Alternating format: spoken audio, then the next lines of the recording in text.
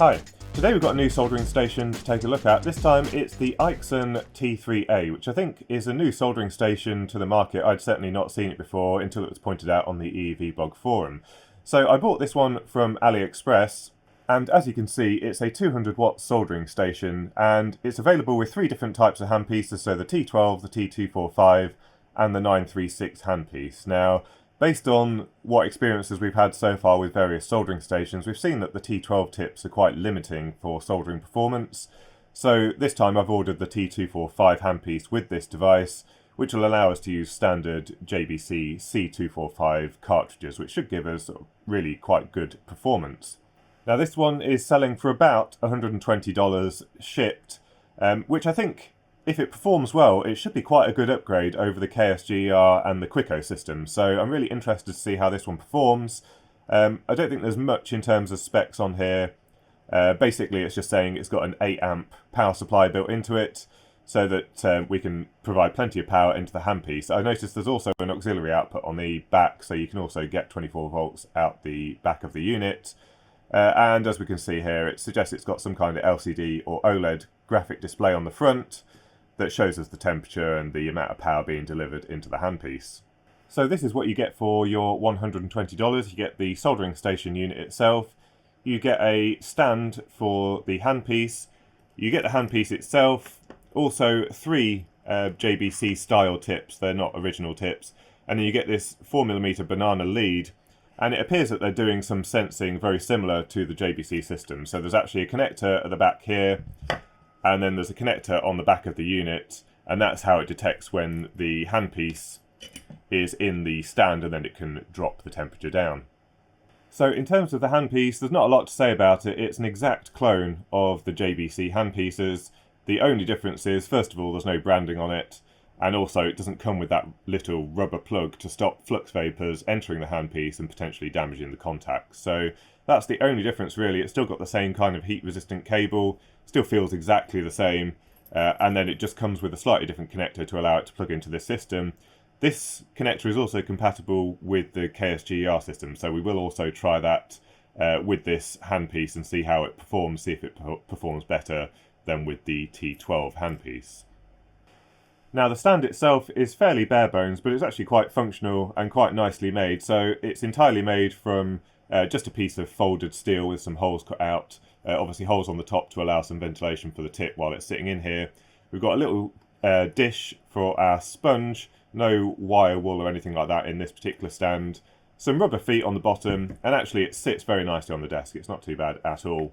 And then the stand itself also provides the electrical connection between this collar here and the 4mm connection at the back here, and very similar to the JBC systems, when this collar makes contact with this collar when you sit it in here, the system can then detect that you've got the handpiece in the stand and it can reduce the temperature.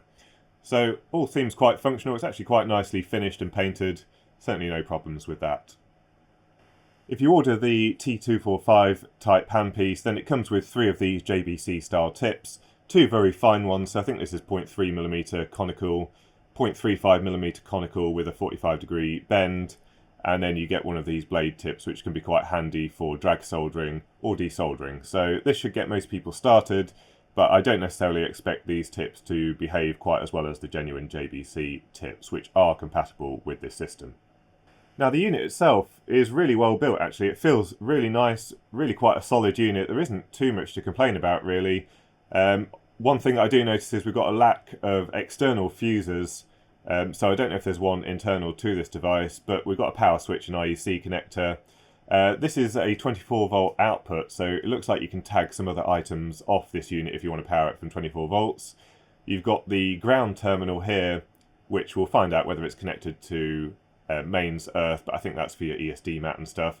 And then you've got one 4mm connector at the bottom, which is the one that connects to the stand to detect that the handpiece is in the stand. We've got area for a fan here, but it's not actually got a fan. It looks like it's just for passive ventilation. We've got a USB-C connection on the side here, and then we've got the display, which I think is a TFT display, but we'll find out when we turn it on. A couple of buttons. We've got a fairly decent feeling rotary encoder with the knob made from metal, and then the connector off to the handpiece. But this does actually feel like really quite a high quality piece of kit, despite its relative low cost. So compared to some of the other Chinese systems, I think actually if you had this on your bench and if it works okay, this is quite a decent upgrade. And just a quick word from our video sponsor, JLCPCB. They're now offering aluminium boards from just $2, which I think is incredible value for money. And if you take a look at the order page, you can see you can select the aluminium option here. They've got various options still available, although the selection is a little bit more limited than the FR4 board. So you can pick the thickness from 1 to 1.6 millimeters. You can still panelize the PCB, and you can pick green, white or black. Sadly, no ENIG option at the moment, but I think hot air solder level finish should be okay for most purposes. Taking the back cover off reveals some fairly decent assembly actually. I'm quite impressed. First of all, we've got proper mains wiring being used, so everything's looking really good. The switch is on the phase side, so everything all correctly colour-coded. We've got the proper crimped fast-on connectors with the sleeve over it, and then they've also heat shrunk an extra little bit of clear heat shrink sleeving to stop that sliding away to expose any connections. Our earth connection is all done properly, so a crimped connector onto a ring crimp, and then that goes off to the 4mm connector on the back, off to the chassis, and then also off to our AC to DC converter. So everything's looking pretty good. Where we do have some wires going underneath the AC to DC converter, we've got some Teflon sleeving to provide some insulation. You can see that the AC to DC converter is fused with this little fuse here, and we can see all the suppression stuff. So actually everything's looking pretty good. Even the DC side, you can see a proper connector onto the front panel PCB. However, I can't see any way of getting to the front panel PCB easily. There's certainly no other screws on the system. So I think what we're going to have to do is try and heat up this front cover and use some suction cups to pull it away and see if we can see what's actually on the logic board. So we managed to get the front cover off. There's quite a lot of double-sided tape holding this in place, but it doesn't look like I caused any damage. Just needed a little bit of heat from the hot air station to get it going, and then just use some mobile foam pry tools just to work its way around and pull off the front. So we've got 8 Phillips screws around the outside, which we'll undo, and then hopefully we should be able to get to the PCB. So here's our front panel unit. We can see we've got a matte TFT display. This isn't an OLED. And then on this side of the PCB, there's not really anything other than what's on the front panel. All of the electronics is on the underside. And since this is double-sided taped onto the TFT, I'm not going to try and remove it. But on this side, this is basically the entirety of the electronics. So our DC comes in here, immediately goes to our MOSFET, which is switching the current into our heater. So a very short current loop there for our high current tracers. Everything else is low current here. So we've got a 3.3 volt switcher, which goes to our STM32 style controller. It's not an STM32, it's a, what is it, a GD32F303. So I think that's basically a rip-off, but very similar to the STM32, using the ARM chip. And really not a lot on here. So we've got a little bit of analog electronics here, presumably for reading the temperature from the temperature sensor. But everything is really being done in this STM32. There's one little bodge here with a diode that you can see just being soldered on here. But I think this would appear to follow very similar design to the KSGER type station. So what I'll do is I'll take a photo of this PCB and then I'll put this on the EEV blog forum. There is a thread, I think, where this T3A station is, and maybe some people might find that useful, but really quite a simple PCB. But what I have noticed is, for your money, I think you're actually getting really quite a lot of value for money. If you take a look at the chassis, this has been custom machined for this soldering station, and as you can see, like, the quality is actually really good. We've got the specially machined hole out here for the USB-C connector. You know, there's not really a lot to complain about for your money, assuming that it actually performs fairly decently. I think this is looking pretty good. Okay, let's power it up. And first of all, that's a very nice clear display. It's actually really quite nice in person. It says warming, but it's reached the set point of 220. Adjustable in 5-degree steps by default. We've got the power level meter on the left here, which is about 2 or 3%, so that seems to be about right. We've got the input voltage internally, so 24.7, the amount of time that it's been running for, and the ambient temperature 27 degrees. So if I put this in the stand, it's detected it, so it's going into sleep. So at the bottom of the display we've got our 3 presets which are adjustable, 280, 350 and 380, and if we press channel we can go through and select one of those presets, so 350 for example, push the encoder, and then we saw it get adjusted there. So it looks like we can set the temperature whilst the handpiece is in the stand, which is something we can't do with the JBC system. So to go into the menu we press set, and then first of all we've got a calibration menu, we've got a language menu, so it's only Chinese or English on this system. We've got the maximum temperature, and so at the moment that's set to 500 degrees C, which is way above what we need it to be. Let's set it to something a bit more reasonable. 450 is probably okay. The ability to lock the temperature so you can't accidentally fiddle with it. Dormancy, which is the sleep. So first of all we've got the setback temperature, which is 200 degrees C, but also how long before it actually goes into a proper sleep mode. At the moment it's just set to 2 minutes, but it's currently turned off. Once you've got the setback stand, you probably don't really need that setting. And then we've got whether we want that annoying beep on or off, so I'm going to turn that one off now. Temperature level, let's see what that is. Oh, so those are our 3 set points, so quite easily adjustable there. Reset, and then system info, let's see what it says. So T3A version 1.15, and I think I've got one of the very early ones because, like I said, I don't think this device has been on the market very long at all. So really quite a simple user interface. When we take the handpiece out, let's see. Yeah, I mean it climbs as quickly, if this is true, it climbs as quickly as any JBC station. If it is really rated for 200 watts, we should be seeing that really quite high performance. So let's check the calibration of this. First of all, we'll start high at 400 degrees C, and let's see how it behaves.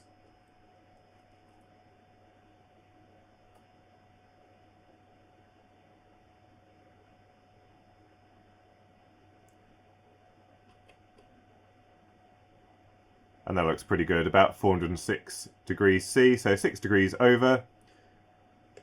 Let's try the bottom set point, 280.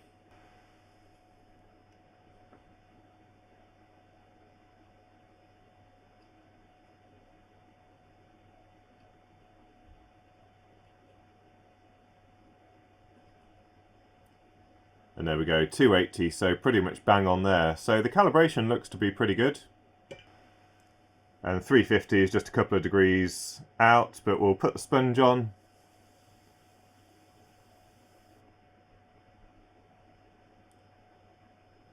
And it climbs up pretty quickly.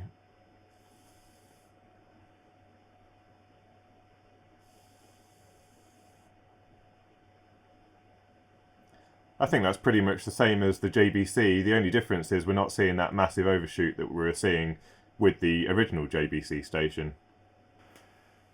So let's try a bit of soldering onto our high thermal capacity PCB. We've got the station set to 357 like we did with all of the others.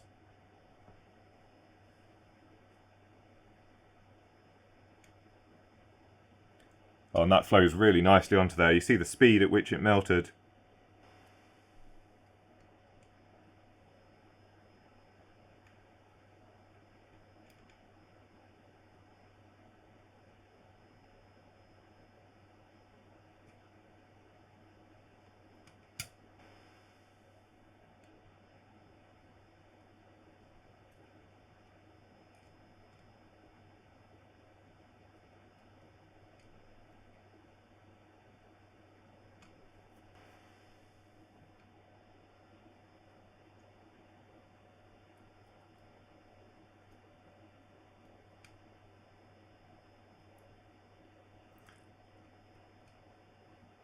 Struggling a little bit with this tip on the heatsink tab.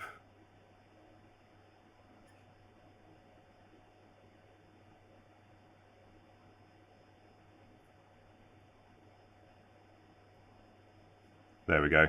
I think we're melting now.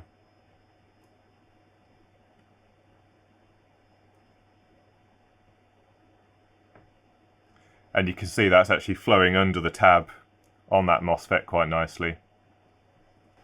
So hot swap seems to work okay. I've just changed the tip while the system's on. This one's probably a little bit fine for this high thermal capacity board. Let's try melting a bit of solder.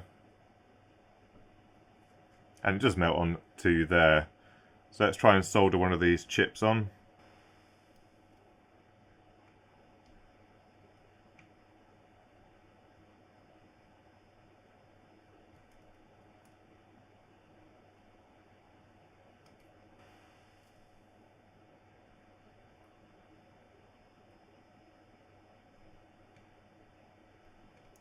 As you can see, the solder actually flows fine. It's just that this tip isn't really suitable. So I'll swap it out for a genuine JBC.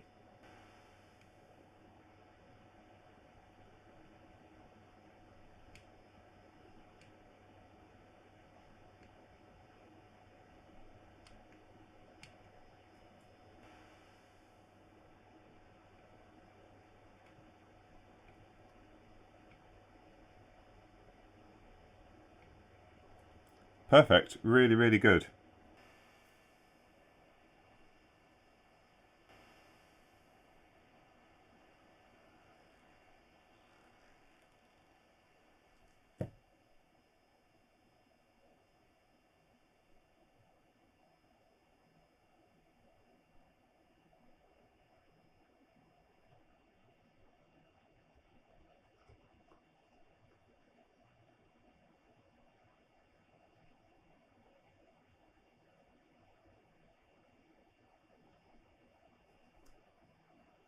So the coin test there looking really quite promising. Not a huge amount in terms of difference between a genuine JBC and this one, but as we saw, the genuine JBC station had quite an aggressive PID profile, and when it was under heavy load it actually set the set point higher than what it was actually reading on the display. So it was kind of cheating a little bit. This one seems to be much better controlled, and as we saw, the performance was really good. Definitely a huge upgrade compared to the T12 type stations.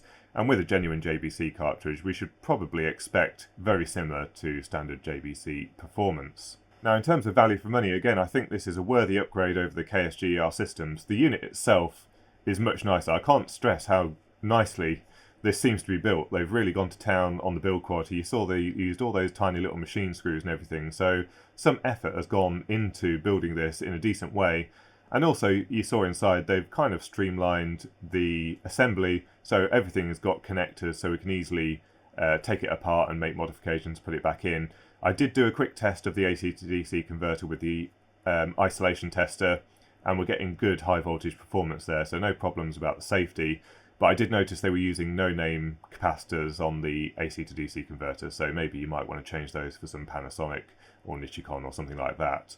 But yeah, $120 seems to be pretty good value for money and definitely a worthy upgrade over the KSGER type systems. The only thing I would say is compared to a genuine JBC, you saw how simple the PCB was. There must be some safety compromiser somewhere. Just that one MOSFET controlling the heater. I guess if that failed in some way, your heater would just get full power and glow red hot and burn out.